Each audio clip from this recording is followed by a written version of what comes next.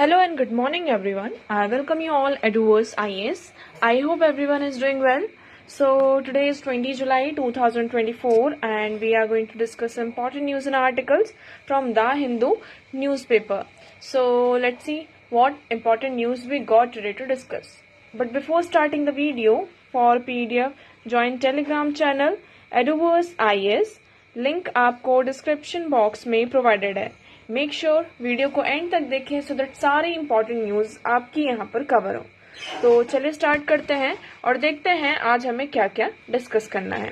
तो आज के इंपॉर्टेंट टॉपिक्स हैं. पहला टॉपिक आप सभी को पता है यहाँ पे माइक्रोसॉफ्ट आउटरीच जो कल यहाँ पर हुआ था. इसके बारे में हम कुछ इंपॉर्टेंट ऑर्गेनाइजेशन के बारे में और कुछ चीजें हैं जो हम यहाँ पर डिस्कस करेंगे. सेकेंड आर्टिकल है आपका supreme court to hear plea to quid pro quo where electoral bond. तो यहाँ पर सुप्रीम कोर्ट में अभी यहाँ पे पिटिशंस है जो इसकी हियरिंग अभी होनी है. वेयर इलेक्टोरल जो आपके बॉन्ड थे, तो ये इलेक्टोरल बॉन्ड क्या है इसके बारे में हम एक बार देखेंगे.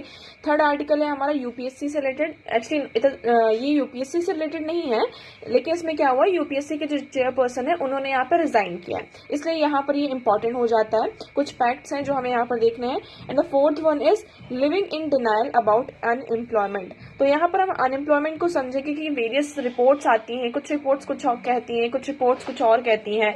तो यहाँ पर जो डिनायल है अनएम्प्लॉयमेंट का, तो हम इस चीज में रह रहे हैं, तो उसके बारे में हम यहाँ पर देखेंगे. चलिए स्टार्ट करते हैं. पहला आर्टिकल है हमारा Microsoft outreach disturbs several sector world wide. तो यहाँ पर माइक्रोसॉफ्ट का ये जो आउटरीच है इसके कारण वर्ल्ड वाइड हमें कितने सारे मतलब कि जो डिफरेंट सेक्टर्स हैं हमें यहाँ पर प्रॉब्लम फेस करनी पड़ी. आप देख सकते हैं यहाँ पर एयरपोर्ट्स में, हॉस्पिटल्स में, बैंक्स में. ओके तो हर एक सेक्टर में हमें इसका क्या देखने को मिलता है, यहाँ पर अफेक्ट देखने को मिलता है, डिस्ट्रप्शन देखने को मिलता है. ओके और सिर्फ ये हम इंडिया की बात नहीं करें, ये पूरा वर्ल्ड वाइड आपका देखने को मिलता है. तो इससे क्या समझ में आता है कि क्या है, ये टेक्नोलॉजी है, ये है एक टेक्नोलॉजी. और अगर किसी हम एक चीज पर क्या रहते हैं, यहाँ पर डिपेंडेंट रहते हैं, तो इस तरीके की देखिए टेक्नोलॉजी है, कभी ना कभी कुछ ना कुछ यहाँ पे प्रॉब्लम हो ही सकती है. ऐसा तो है नहीं कि उसमें कोई भी फॉल्ट नहीं होगा, तो कुछ ना कुछ कभी ना कभी फॉल्ट आ जाता है, कोई प्रॉब्लम आ जाती है. लेकिन उसके वजह से जो नुकसान होता है, जो लॉस होता है, डिस्ट्रप्शन होता है, उसका खामियाजा पूरे वर्ल्ड को यहाँ पर जो भी है यहाँ पर सारी चीजें करनी पड़ती है. तो ये you will see faculty update on Windows system by cyber security firm affected aviation, banking, hospital, TV channels, telecommunication, many flights delay, cancelled in India across the world. तो बहुत सारी फ्लाइट्स यहाँ पर डिले हुई क्योंकि वो क्या करती थी, डिस्प्ले करती थी. डिस्प्ले में आपका क्या आता था कि कब फ्लाइट, कौन सी फ्लाइट कितने बजे जाने वाली, कैसा क्या यहाँ पर पूरी चीजें हैं. तो ये पूरा डिस्प्ले यहाँ पर खराब हो गया था. तो वो मतलब एक तरीके से पूरी ब्लू स्क्रीन आ गई थी उस स्क्रीन पर. ठीक है, पूरा ब्लू कलर का ऐसे ब्लू स्क्रीन यहाँ पर आ गई थी. तो उसके बारे में, तो ये सिर्फ इंडिया नहीं, अक्रॉस द वर्ल्ड. तो यहीं पर ये हम बात करते हैं किसकी, मोनोपोली ऑफ द टेक्नोलॉजी. तो इसलिए हम कहते हैं कि अभी हमें कुछ न्यू अल्टरनेटिव्स भी लेकर आने चाहिए कि अगर इस तरह की कुछ चीजें होती हैं. सिर्फ ये हम माइक्रोसॉफ्ट की बात नहीं कर रहे हैं. आपने कई बार सुना होगा व्हाट्सएप कई बार हमारा काम नहीं करता है ना, व्हाट्सएप नहीं चलता है. यहाँ पे हम इंस्टाग्राम यूज करते हैं, यहाँ पे फेसबुक यूज करते हैं, तो sometimes they also don't work है ना. इसमें कुछ ना कुछ प्रॉब्लम्स आ जाती हैं कि वो यहाँ पे वर्क ही नहीं करता, आउटरीच हो जाती है. तो ये सारी चीजें हैं. अब इसमें हम देखते हैं. So window users around the globe have been stuck in recovery stage after massive outrage after a recent CrowdStrike update. तो एक्चुअली उसमें हुआ क्या था, माइक्रोसॉफ्ट में यहाँ पर अपडेट हुआ, लेकिन उस अपडेट में होता ये है कि उसमें कोई भी अगर इशू रहता है ना, कोई भी जो भी सेंसर वगैरह रहते हैं, तो उसमें कोई आपका इशू है, सिक्योरिटी का इशू रहता है, तो वो उस चीज को अवेयर करते हैं. तो यहाँ पर हुआ क्या है, CrowdStrike has acknowledge the issue in a recent support page where it stated that the recent crashes on window are related to the problem with the Falcon and sensor. तो जो फैल्कन एंड सेंसर है उसमें कुछ problems थी, जिसकी वजह से यहाँ पर क्या होता है, उन्होंने ये मतलब कि समटाइम क्या किया कि इसमें कोई बग वगैरह है, तो पूरी स्क्रीन यहाँ पर कैसी ब्लू कलर की हुई. ठीक है, अब इसमें एक बात करते हैं. Indian computer emergency response team है ना, यहाँ पर कुछ ना कुछ एक रिस्पांस टीम होती है. तो इंडिया में क्या है, हमारी Indian computer emergency response team. तो ये कौन सी, इसको हम CERT इनके नाम से भी जानते हैं. So it is a national nodal agency for responding to computer security incidents as they and when they occur. तो यहाँ पर कंप्यूटर सिक्योरिटी से रिलेटेड कुछ भी यहाँ पे प्रॉब्लम होती है तो उसमें रिस्पॉन्ड करने का काम किसका होता है, इस एजेंसी का होता है. It is a functional organisation of the ministry of information. किसके अंडर आती है आपकी, ministry of information technology, sorry electronics and technology, government of India. इसका ऑब्जेक्टिव क्या है, to secure Indian cyber space. हमारा जो इंडियन साइबर स्पेस है उसको सिक्योर करने का काम किसका हो जाता है, CERT इनका होता है. Okay, so it has been operational since 2004. से ये क्या है, आपके ऑपरेशन में है. ओके, अब इसमें हम बात करते हैं तो the information technology Amendment Act 2008 designated CERT in to serve as a national agency to perform the following functions in the area of cyber security. तो 2004 से ये फंक्शन में थी, पहले नोडल एजेंसी थी, उसके बाद इसको फिर नेशनल एजेंसी डिक्लेयर किया गया. और ये इसके वेरियस फंक्शन है. क्या क्या फंक्शन है, collection, analysis and dissemination of information on cyber incidents. Cyber incidents के कोई भी यहाँ पर इंसिडेंट्स होते हैं, कोई भी इंसिडेंट्स है तो उसको कलेक्ट करना, इंफॉर्मेशन कलेक्ट करना, उसे एनालिसिस करना है ना, ये सारी चीजों का काम किसका होता है, इस एजेंसी का होता है. फोरकास्ट करना कि अगर कोई साइबर सिक्योरिटी इंसिडेंट्स होने वाले हैं तो पहले से फोरकास्ट करना, अलर्ट करना लोगों को. इमरजेंसी जो मेजर्स हैं, किस तरीके से जो साइबर सिक्योरिटी इंसिडेंट्स हैं उसको हम हैंडल कर सकते हैं. या फिर coordination of cyber incident response activities. Okay, so I hope आपको यहाँ पे क्लियर होगा. So to perform these function CERT is empowered to call the information and issue direction to service provider, intermediates, data centre body, corporates. तो मतलब अगर उन्हें अपने जो भी इनके फंक्शंस उसको परफॉर्म करना है तो इनके पास ये पावर है कि किसी को भी यहाँ पर डायरेक्शंस दे सकते हैं और किसी से भी यहाँ पे सर्विस ले सकते हैं. ओके, तो disclosure of the information will be followed in accordance with the Indian constitution law. और इसमें अगर कोई भी इन्फॉर्मेशन है किसी भी चीज से रिलेटेड तो ये अगर उसको आप डिस्क्लोज करना चाहते हैं तो वो किस बेसिस पर होगा, हमारे कॉन्स्टिट्यूशन में जो लॉज हैं उनकी बेसिस पर यहाँ पर क्या होगा, उस चीज का डिस्क्लोजर होगा. I hope this one is clear to you. Okay, now next article है हमारा, supreme court to hear plea to pro quid pro quo where electoral bond. तो पहले तो आपको ये जो वर्ड है क्विड प्रो क्यों, इसका मतलब पता होना चाहिए. इसका मतलब क्या है, एक तरीके से ये फ्रेंच फ्रेज है ना, फ्रेंच का फ्रेज है. इसका मीनिंग यहाँ पर ये होता है कि अगर हमने आपको कुछ दिया है तो हम ये आपसे एक्सपेक्ट करते हैं कि हमें कुछ ना कुछ मिलेगा. इतना आपको क्लियर हुआ कि अगर ये ए पर्सन है और ये बी पर्सन है, इसने इसको कुछ दिया है यहाँ पर, तो A is expecting something from B also, कि हमने अगर ए ने कुछ बी को दिया है तो बी भी यहाँ पर ए ये एक्सपेक्ट करता है कि बी मुझे कुछ ना कुछ यहाँ पर देगा. अब ये इलेक्टोरल बॉन्ड के तहत कैसे यहाँ पर हो रहा है, आप सभी को पता है इलेक्टोरल बॉन्ड स्कीम थी जिसे अभी यहाँ पर सुप्रीम कोर्ट ने अनकॉन्स्टिट्यूशनल वैलिड किया है, क्योंकि ये क्या कर रहा है, हमारा जो राइट टू इन्फॉर्मेशन है, राइट टू इन्फॉर्मेशन का ही पूरी तरीके से वॉलेशन कर रहा है. ठीक है, right to know, right to information का यहाँ पे वॉलेशन कर रहा है. और भी यहाँ पे चीजें उसके बारे में अभी हम डिस्कस करेंगे. ठीक है, तो इसमें एक्चुअली ये होता है कि फॉर एग्जांपल किसी भी पॉलिटिकल पार्टी को पहले क्या था, अगर हमें फंड देना हो, है ना, किसी भी पॉलिटिकल पार्टी को अगर हमें फंड देना होता था तो हम कैश में देते थे, और उसकी भी यहाँ पे वैल्यू कितनी होती थी कि 20,000 से ज्यादा आप नहीं दे सकते, है ना, 20,000 तक का रहता था. और अगर आप इससे ज्यादा देते तो आपका नाम यहाँ पर पब्लिक डोमेन में आएगा. ये सारी चीजें थी. फिर क्या होता है, आपका एक इलेक्टोरल बॉन्ड आता है. ठीक है, इसके तहत हमने कहा कि आप SBI के पास जाइए, बैंक के पास जाइए, वहां पर आप जाके बोलेंगे कि हमें इस XYZ पार्टी को क्या करना है, यहाँ पर फंड देना है ना, हमें यहाँ पर क्या करना है, इनको फंड देना है. तो इसके तहत वो क्या करेंगे, आपको एक बॉन्ड इशू करेंगे. फिर आप उस बॉन्ड को ले जाकर क्या करेंगे, जिस भी पॉलिटिकल पार्टी को आपको देना है आप उस पॉलिटिकल पार्टी को यहाँ पर वो फंड दे देंगे. तो इस तरीके, और फिर विद इन द 15 डेज, यहाँ पर टाइम पीरियड भी था, विद इन द 15 डेज वो जो पॉलिटिकल पार्टी है उस बैंक के पास जाएगी और इस बॉन्ड को यहाँ पर क्या करवाएगी, कैश में यहाँ पर कन्वर्ट कराएगी. ठीक है, इतना क्लियर हुआ आपको. इसमें क्या था कि इसमें जिस पर्सन ने यहाँ पर फंडिंग की है, सारी चीजें दी है अपना, है ना, तो उसका नाम पब्लिक डोमेन में डिस्क्लोज नहीं होता था. लेकिन आप सभी को पता है कि ये सारे काम, ये जो फंडिंग वगैरह इतनी सारी पॉलिटिकल पार्टीज को आती है, कौन देता है, ठीक है, नॉर्मल लोग भी यहाँ पर देते हैं. ज्यादातर जो आपके कॉर्पोरेट सेक्टर्स हैं, है ना, इंडस्ट्रीज वगैरह हैं बड़ी बड़ी, वो देते हैं. क्यों देते हैं, क्योंकि उनको पता है कि अगर हम आज देंगे तो हमें भी कुछ ना कुछ यहाँ पर रिटर्न मिलेगा, तो कुछ प्रोजेक्ट्स मिलेंगे यहाँ पर, हमें इन्वेस्टमेंट के यहाँ पे कुछ ना कुछ यहाँ पे सारी चीजें मिलेंगे. सो chief justice of India, you will see that Chief Justice of India D.Y. Chandrachud on Friday said petition seeking the constitutional constitution of a special investigation team to probe each and every instance of Kwid pro को corruption. तो quid pro क्यो जो corruption हुआ है, मतलब अगर किसी political party को यहाँ पे फंड मिला है कहीं से, है ना, इस XYZ ऑर्गेनाइजेशन से, तो इस फंड ऑर्गेनाइजेशन को भी कुछ ना कुछ बेनिफिट हुआ होगा।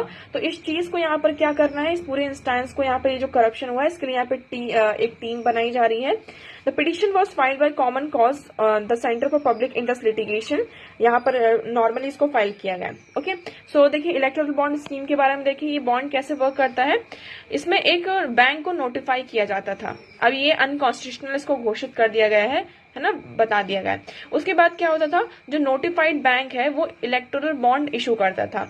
Donor and buyer an electoral bond using the cheque digital payment. तो यहाँ पर चेक के थ्रू जो भी अगर कोई बॉन्ड यहाँ पे परचेस करना है तो मैं चेक दूंगी या फिर डिजिटल पेमेंट यहाँ पर की जाएगी। ओके, फिर जो मैं डोनर हूं तो मैं वो बॉन्ड को लेकर जाऊंगी और जो भी मेरी यहाँ पे फेवरेट पॉलिटिकल पार्टी है अपनी चॉइस के अकॉर्डिंग उस पॉलिटिकल पार्टी को यहाँ पर दे दूंगी। उसके बाद यहाँ पर क्या होता है, the party deposit the bond in an account the details of which are with the electoral commission. और इसकी जो पूरी डिटेल्स होती थी वो इलेक्शन कमीशन के पास होती थी, है ना। और पब्लिक डोमेन में ये नाम डिस्क्लोज नहीं होता था कि इस पर्सन ने यहाँ पर या फिर इस ऑर्गेनाइजेशन ने यहाँ पर इस पॉलिटिकल पार्टी को इतने रुपीस दिए हैं। ओके, सो यहाँ पर आप सभी को ये जो फाइनेंस बिल 2017 आता है, इसी के तहत यहाँ पर इलेक्टोरल बॉन्ड को स्टैब्लिश किया जाता है। और ये इम्प्लीमेंट कब से होता है, आपका जनवरी 29, 2018 से इम्प्लीमेंट होता है। इसमें क्या होता है, individual and domestic corporation can submit these bond which are issued in multiples of rupees 1000, 10,000, 1 lakh, 10 lakh, 1 crore rupees तक, इससे भी ज्यादा तक पैसे तक का ये क्या हो सकता है, आपका बॉन्ड इश्यू हो सकता है। और इस बॉन्ड को विद इन 15 डेज क्या करवाना होता है, पॉलिटिकल पार्टीज को रिडीम कराना होता है। ओके, इसमें कंडीशन क्या क्या है, किस पॉलिटिकल पार्टी कौन सी पॉलिटिकल पार्टी यहाँ पर एलिजिबल है फॉर द इलेक्टोरल बॉन्ड, मतलब कि आप सिर्फ उसी पॉलिटिकल पार्टी को क्या कर सकते हैं, ये बॉन्ड दे सकते हैं। तो इसमें कुछ कंडीशन भी थी और यही कंडीशन की वजह से क्या होता है, इसको इनवैलिड बताया जाता है, अनकॉन्स्टिट्यूशनल बताया जाता है। पहला तो ये क्या करता है, जो हमारा राइट टू इन्फॉर्मेशन है ना, क्योंकि किस पॉलिटिकल पार्टी के पास कहाँ से इतना पैसा आ रहा है, ये हमारा राइट है। हम एक डेमोक्रेटिक कंट्री में रहते हैं, हम किस कैंडिडेट को वोट करने जा रहे हैं, किस पॉलिटिकल पार्टी को वोट करने जा रहे हैं, उसके बारे में सारी इंफॉर्मेशन पता होना, this is our political right. Okay, तो ये पहले राइट टू नो जो है, राइट टू इन्फॉर्मेशन का यहाँ पे वॉल्यूशन करता है। Second, any political party that has registered under section 29A of the Representation of People Act 1951 and received at least 1% of vote cast in the most recent general or assembly election is eligible to acquire electoral bond। वो political party जो है आपकी representation of people act 1951 के section 29A के अंदर यहाँ पर क्या हो, आपकी रजिस्टर्ड हो। ओके, और रिसेंट जो भी इलेक्शन हुए हैं जनरल असेंबली के और जनरल इलेक्शन और असेंबली जो इलेक्शन हुए हैं उसमें उसको एटलीस्ट 1% यहाँ पर क्या मिला हो, आपका वोट मिला हो, तो वो पॉलिटिकल पार्टी क्या है, एलिजिबल है फॉर द इलेक्टोरल बॉन्ड। तो यहाँ पर सेकंड आर्ग्यूमेंट सुप्रीम कोर्ट में यही जाता है कि ये क्या कर रहा है, एक तरीके से डिस्क्रिमिनेशन कर रहा है किसके बीच में, अमंग द पार्टीज। तो यहाँ पर सिर्फ नेशनल पार्टीज, बड़ी बड़ी पार्टीज हैं, तो उनको सिर्फ इलेक्टोरल बॉन्ड मिल रहा है, उनको सिर्फ फंड मिल रहा है ना। जो यहाँ पर रीजनल पार्टीज हैं ये सारी क्या होती जा रही हैं, आपके पीछे जाती जा रही हैं। तो ये सारी चीजें यहाँ पर हैं। डोनर का जो नाम होता है वो इलेक्टोरल बॉन्ड में नहीं होता है। सो इलेक्शन कमीशन ऑफ इंडिया क्या करती है, इस तरीके की पॉलिटिकल पार्टी को वेरीफाई करती है, उनका अकाउंट वेरीफाई करती है, and all electoral bond transaction would be conducted through this account. तो यहाँ पर इलेक्शन कमीशन के पास क्या होता है, अकाउंट होता है, और उसी अकाउंट में जो भी यहाँ पे पैसे आ रहे हैं ये इलेक्टोरल बॉन्ड के थ्रू उस अकाउंट में यहाँ पर जाते हैं। ओके, तो आई होप अब आपको यहाँ पर ये आर्टिकल यहाँ पर पूरा क्लियर होगा। नेक्स्ट मूव करते हैं, next article here is UPSC chairperson Manoj Soni quits 5 years before completion of tenure. Okay, यहाँ पर आप सभी को एक यूपीएससी का यूपीएससी में अभी हाल ही फिलहाल में जो केस चल रहा है ना, प्रिया जी का पूजा खातेकर जो आईएएस ऑफिसर थे उनके ऊपर एलिगेशंस वगैरह लगे हैं, तो उनका मतलब कि आपके पूरा केस वगैरह एफआईआर वगैरह रजिस्टर हो रही है, वो पूरा केस चल रहा है।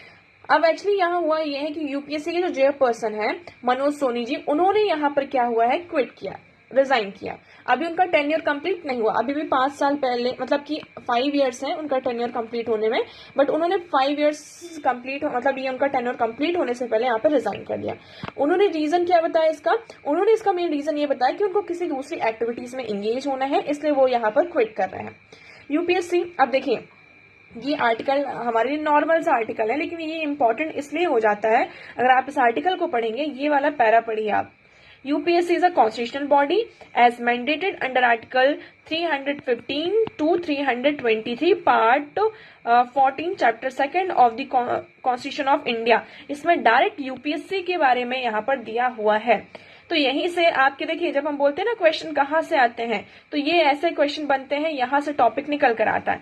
हम यूपीएससी पढ़ते रहते हैं, लेकिन यूपीएससी के बारे में ये हमें कई बार क्या होता है, नहीं पता होता है कि ये कैसी बॉडी है। तो यूपीएससी क्या आपकी अभी डायरेक्ट आपके न्यूज़पेपर में आ रहा है, हम कहीं और से फैक्ट नहीं उठाकर ला रहे हैं, और ना ही न्यूज को यहाँ पे करंट जो भी आपकी करंट न्यूज उसको स्टैटिक से लिंक कर रहे हैं। Static already is given here, है ना। स्टैटिक का जो पोर्शन है, जो चीजें वो ऑलरेडी दिया हुआ है। तो अब यहाँ से आपको यहाँ पर इसकी रिलेवेंस समझ में आ रही होगी। ओके, अब कुछ लोग यहाँ पर ये जो क्विट किया जा रहा है, इसको कहा जा रहा है कि जो पूजा जी का जो इशू है उससे लिंक किया जा रहा है। अब क्या सारी चीजें हैं वो फर्दर हमें इसके बारे में नहीं पता, तो हमें सिर्फ अभी क्या करना है, सिर्फ ये जो टॉपिक है यूपीएससी, इसके बारे में पता करना है। सो यूनियन पब्लिक सर्विस कमीशन, ये क्या है, पार्ट 14 ऑफ द कॉन्स्टिट्यूशन, जो हमारी पार्ट 14 है कॉन्स्टिट्यूशन का, वो डील करती है किससे, services under union and state. State में कौन कौन सी सर्विसेज होंगी और यूनियन में कौन सी सर्विसेज होंगी, उससे डील करता है। Okay, so under this article 315 to article 323 क्या प्रोवाइड करता है, public service commission for union and each state. जैसे स्टेट में भी आपका स्टेट पब्लिक सर्विस कमीशन होता है, इसी तरीके से यूनियन में आपका यूनियन पब्लिक सर्विस कमीशन होता है।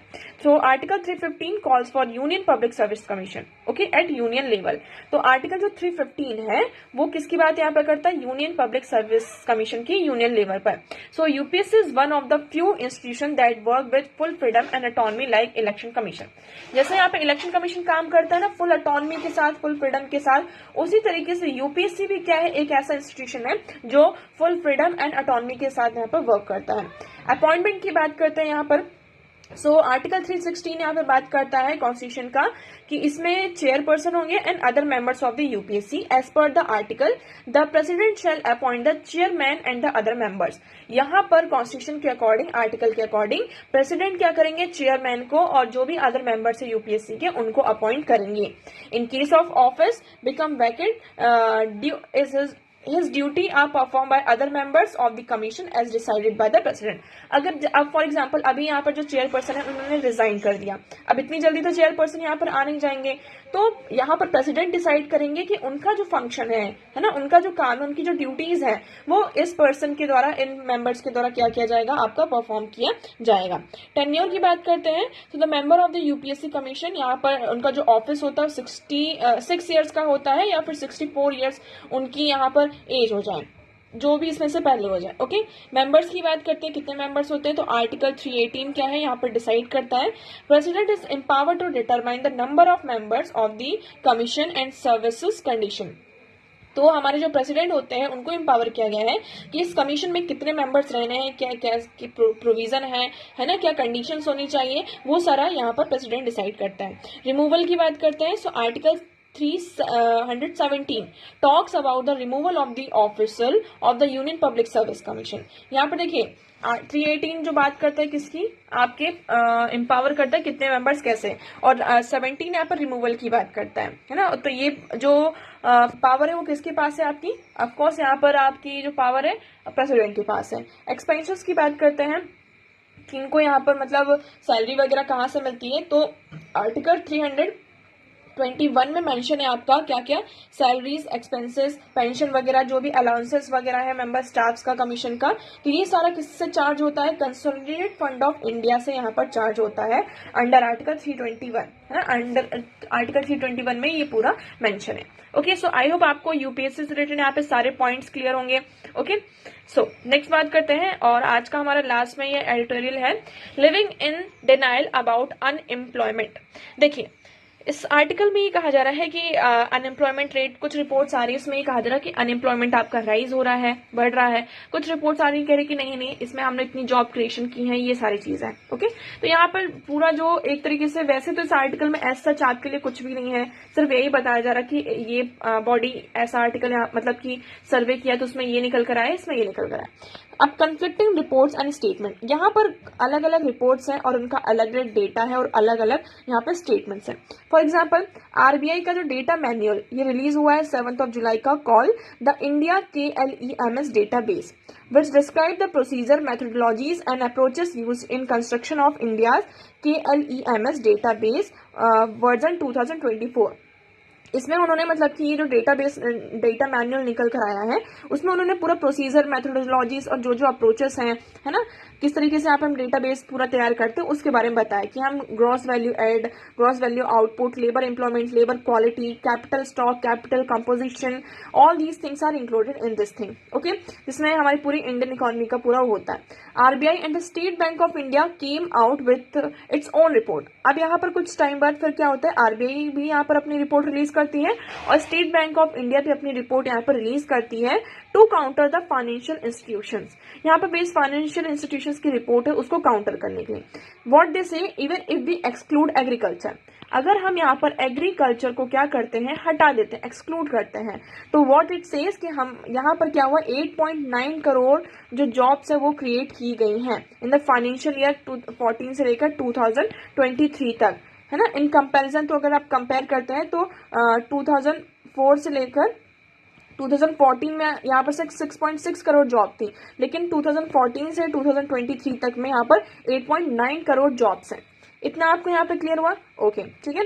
तो यहाँ पर वेरियस रिपोर्ट्स आ रही। अब centre for monitoring India economy भी क्या करती है, यहाँ पर डेटा गैदर करती है वेरियस एजेंसीज के थ्रू और उसको पब्लिश करती है। तो उन्होंने क्या बताया, publishes data on employment and unemployment report in July, that in June 2024 unemployment rate has risen to an 8 month high of 9.2%। अब यहाँ पर CMIE जो Centre for Monitoring Indian Economy है, इन्होंने जो डेटा रिलीज किया है उनके अकॉर्डिंग ये कहा जा रहा है कि इंडिया में जो 9.2% यहाँ पर क्या हुआ है, अनएम्प्लॉयमेंट आपका बढ़ा है, अनएम्प्लॉयमेंट रेट क्या हुआ है, बढ़ा है। ठीक है, ये यहाँ पर क्लियर हुआ आपको। तो इसमें सिर्फ डेटा है आपके पास और ऐसा कुछ भी नहीं है। अब यहाँ पर डिफरेंसेस और भी आ जाते हैं, लाइक PLFS है जो आपका और CMIE, इनका जो यहाँ पर जो ऑफिशियल, अगर इसमें हम इसमें जाकर देखते हैं, साइट में जाकर देखते हैं, इनकी जो डेफिनेशन है कि अनएम्प्लॉयड कौन है ना। तो अगर हम बात करते हैं, this has to do with differences in definition such as who is counted as employed। so the जो यहाँ पर CMIE है वो यहाँ पर क्या अडॉप्ट करती है, इंटरनेशनल लेबर ऑर्गेनाइजेशन की जो डेफिनेशन है उसको यूज करती है और उसमें काउंट करती है कौन एम्प्लॉयड है कौन एम्प्लॉयड है। तो इंटरनेशनल लेबर जो ऑर्गेनाइजेशन है उनकी डेफिनेशन है count only those who get income from work as employed. तो CMIE यहाँ पर क्या कहती है कि अगर आप यहाँ पर काम कर रहे हैं कुछ भी और अगर काम करने से उसको क्या मिल रहा है, यहाँ पर पैसा मिल रहा है, तो उसको काउंट करेंगे हम एम्प्लॉयड में।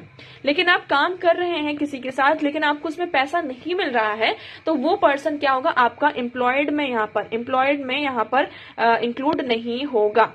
ये किसके द्वारा होता है, आपका इंटरनेशनल लेबर ऑर्गेनाइजेशन की डेफिनेशन है जो कि CMIE के द्वारा यूज की जाती है। ऑन द अदर हैंड यहाँ पे जो PLFS है वो क्या काउंट करते हैं, वो ये भी काउंट करते हैं जो एम्प्लॉयड है, अगर आपको पैसे मिल रहे हो और नहीं मिल रहे हैं इससे उनको मतलब नहीं, लेकिन आप उस वर्क फील्ड में हैं, आप काम कर रहे हैं तो आप एम्प्लॉयड हैं। ठीक है, सो यहाँ पर क्या काउंट करती है, do not gate income from it, जो भी वर्क कर रहे उससे इनकम नहीं मिल रही। So those giving free labour, जो यहाँ पर फ्री लेबर दे रहे हैं उनको भी यहाँ पर काउंट किया जाता है। इसलिए यहाँ पर जो वर्कफोर्स पार्टिसिपेशन रेट है वो 50 से लेकर 55% तक यहाँ पर बताता है।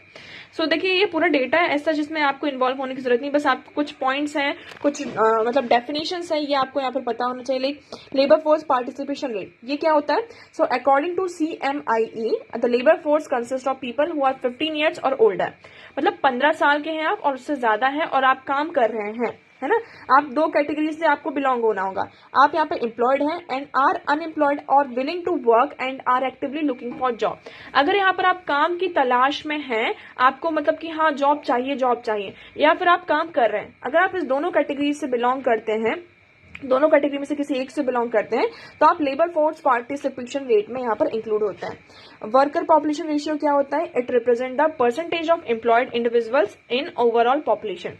तो ये क्या बताता है कि ओवरऑल जो हमारी पॉपुलेशन है ना, उसका पूरा जो एम्प्लॉयड है उसका जो यहाँ पे परसेंटेज निकल कर आता है उसे हम वर्कर पॉपुलेशन रेशियो कहते हैं। लास्ट हमारा अनएम्प्लॉयमेंट रेट। अनएम्प्लॉयमेंट रेट क्या है, it indicates the proportion of unemployed individuals among those in the labour force. तो यहाँ पर जो अनएम्प्लॉयड का प्रपोर्शन है ना, उसको हम क्या कहते हैं, जो भी लेबर फोर्स है पूरा, और उस लेबर फोर्स में से, मतलब ये हमारा पूरा लेबर फोर्स है, उसमें से जो भी अनएम्प्लॉयड है उसको हम कहते हैं unemployment rate. So I hope आपको ये यहाँ पर क्लियर होगा।